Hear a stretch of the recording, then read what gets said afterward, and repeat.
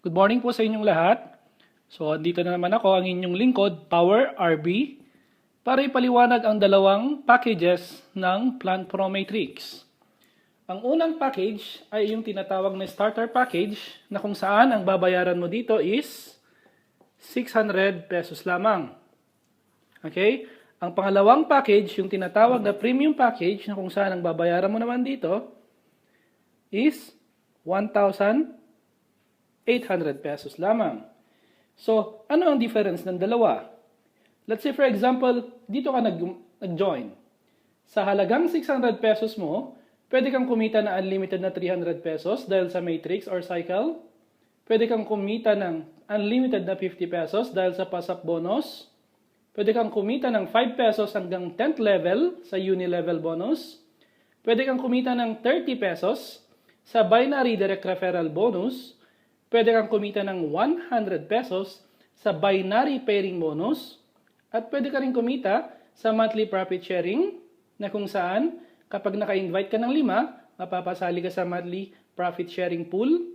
Pwede ka rin mag-data entry at pwede ka rin mag-e-loading. Okay? Sa halagang 600 pesos lamang, pwede mong pagkakitaan ito ng sabay-sabay. Okay? So meron po tayong separate na video sa lahat ng mga ways of earning ng mga to sa starter package na 600. Now, let's go to premium package or 1,800 pesos.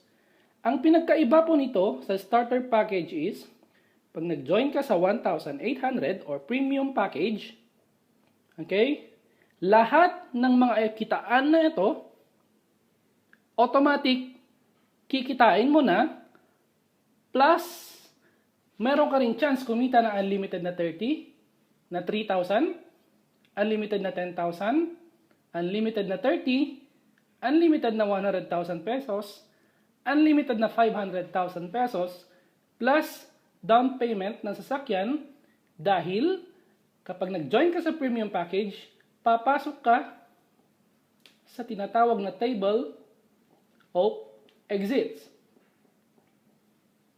So yan po yung difference.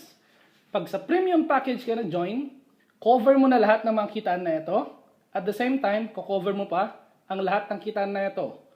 Meron po tayong separate na video kung paano ka kikita sa table of exit at paano mo kikitain ang lahat ng mga ito. Okay? So, kapag ka sa 600 ka, ito lang yung pwede mong kitain. Wala ka pang table of exit.